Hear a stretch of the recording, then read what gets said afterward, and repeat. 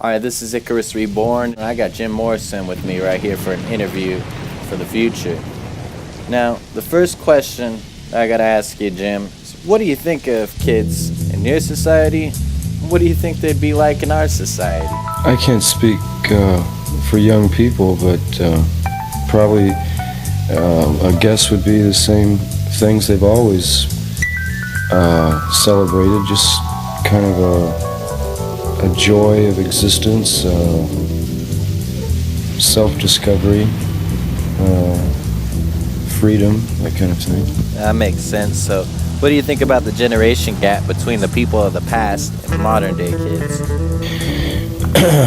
Well, possibly it could have a strictly sociological basis. It could be the so-called generation gap could be a result of just larger numbers of young people. Right. I think it happened after World War II. I think it's something like over half the population of the United States now is under 18 years of age, something like that. So after the war ended, we had a population boost, which makes sense. The soldiers missed their wives. Aside the kids, how would you feel about the war in 2018 or the future? When I was in high school and college, the kind of protest that's going on now was totally unheard of. At that time,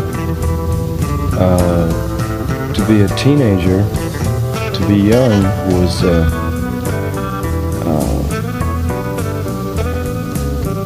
really nothing. It was kind of a limbo state. Right. And I think it's amazing just in the last 5 years what's happened is young people have become increasingly aware of the power and the influence that they have as a group.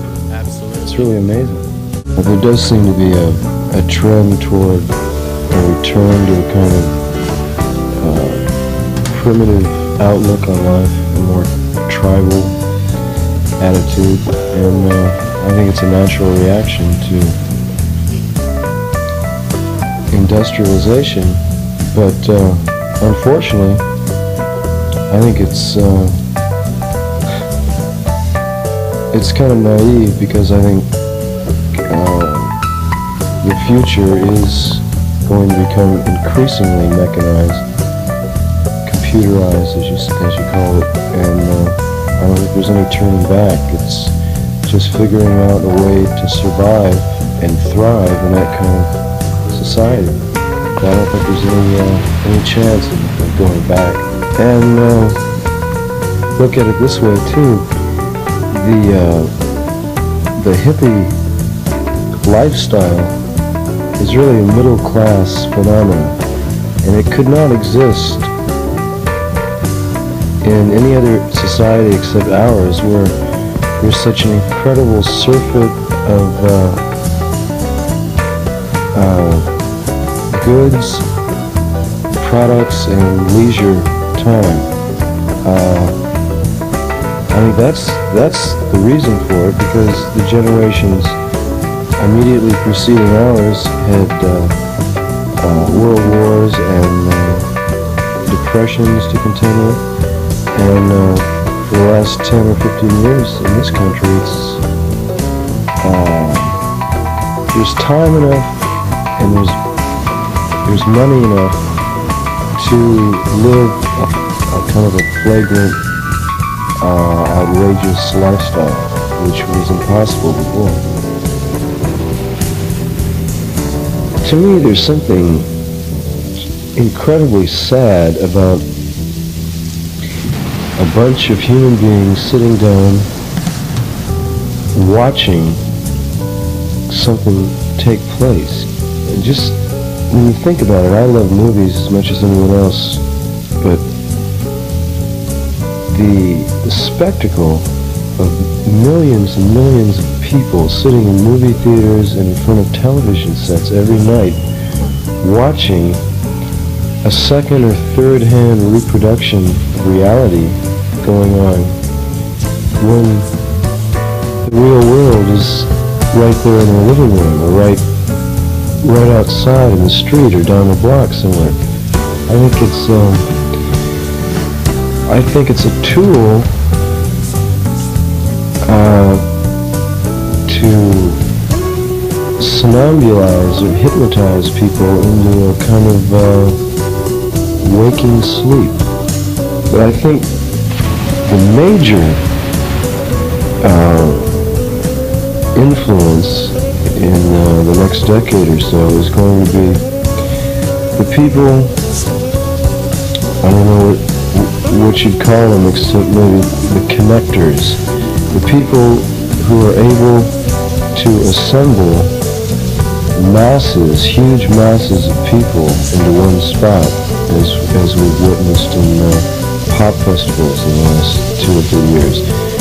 The kind of people that can assemble huge crowds in one spot, I think will be the major influences on mass culture in the next decade.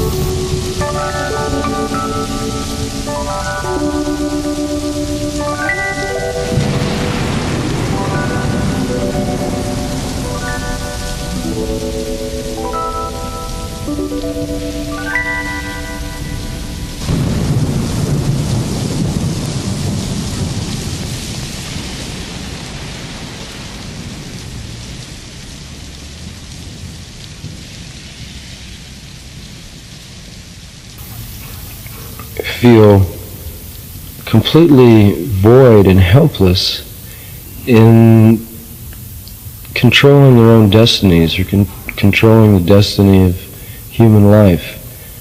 And I think it's sad. More people should be involved rather than designating all these powers to a few individuals. I think the average person, whatever that is, should